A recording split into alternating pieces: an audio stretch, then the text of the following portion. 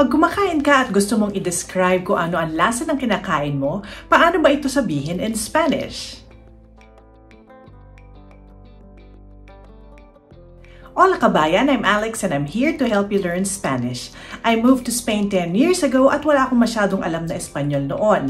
Mahirap naman tumira sa isang lugar kung saan hindi mo alam ang wika, kaya nag-aral ako ng masinsinan para makapag-survive ako dito. Ngayon, gusto kong makatulong sa aking mga kapwa Pilipino na gusto ring matutong mag-Espanyol.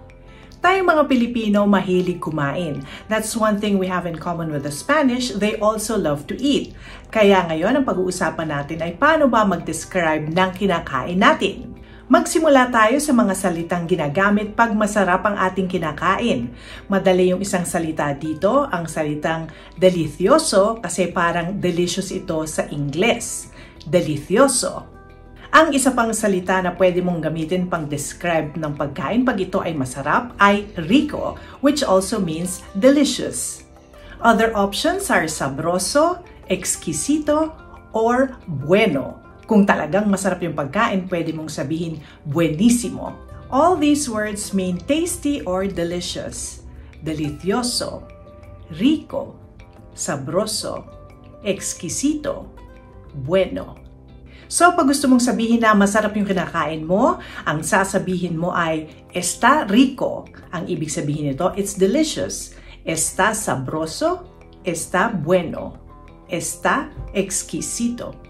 Kung ang dinedescribe mo ay feminine noun, katulad ng sopa, which ends with an A, kasi madalas ng mga noun that ends with an A ay feminine, gagawin mo ring feminine yung adjective nito. So, sasabihin mo, sopa sabrosa, sopa deliciosa. La sopa está sabrosa, está deliciosa, está rica. Ang isang tip pag magde-describe ka ng pagkain, dagdagan mo lang ng que bago nung adjective. Halimbawa, que rico, que sabroso, que delicioso, para sabihin mo talagang nasasarapan ka dun sa kinakain mo. Pumunta naman tayo sa flavor adjectives. Ito yung mga specific words to describe specific flavors. When talking about food, the words you will use are dulce, which means sweet or matamis. Halimbawa, chocolate or cake, dulce. Salado, which means salty o maalat. Halimbawa, potato chips o asin, salado. Amargo, which means bitter o mapait. Halimbawa, black coffee, ampalaya, although mahirap hanapin ang ampalaya o bitter melon dito sa Espanya, dark chocolate. Yan ay mga sinasabing amargo.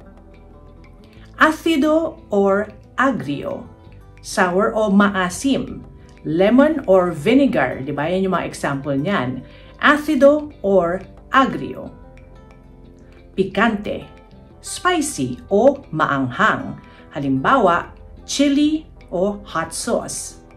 Picante. O gamitin natin sa sentence ang mga salitang ito. El azúcar es dulce.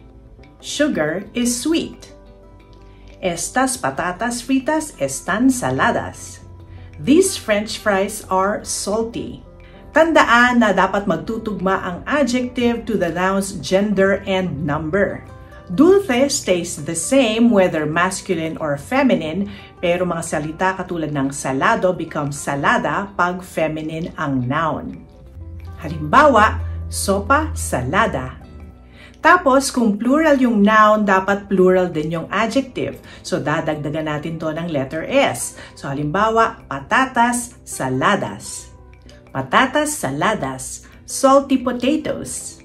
Bago ako pumunta sa mga susunod na food descriptions, gusto ko lang sabihin na kung meron kayong mga topic na gustong pag-usapan dito tungkol sa Espanyol, isulat nyo lang sa comment sa baba at sisikapin natin gumawa ng video tungkol sa topic na ito. Ngayon naman, let's talk about texture. How the food feels pag kumakain tayo. Crujiente means crunchy. Halimbawa, toast o potato chips. Suave. Tandaan natin na V is pronounced B, so suave. It means soft or smooth, katulad ng mashed potatoes o leche flan.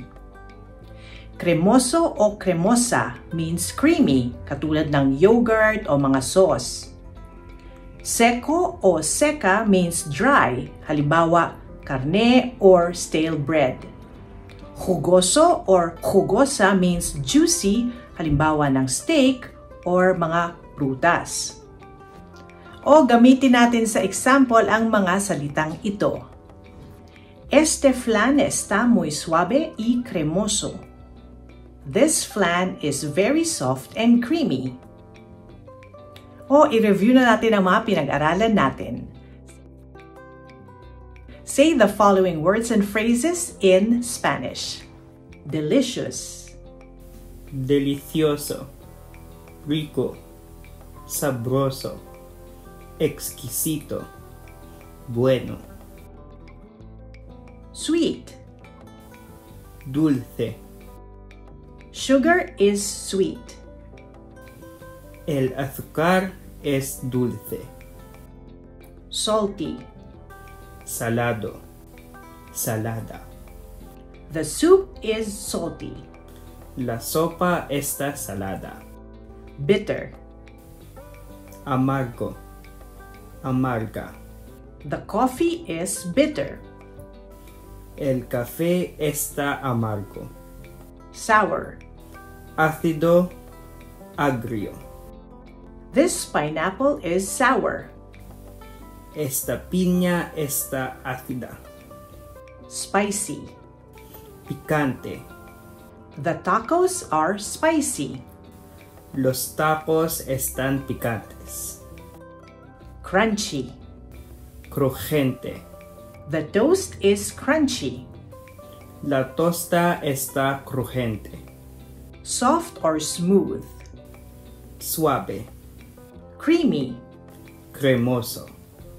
Cremosa. The flan is smooth and creamy. El flan está suave y cremoso. Dry. Seco. Seca. This bread is dry. Este pan está seco. Juicy. Jugoso. Jugosa. Philippine mangoes are juicy. Los mangos filipinos son jugosos. Kung gusto mong matuto kung paano sabihin ang Spanish alphabet, panoorin mo ang video na ito.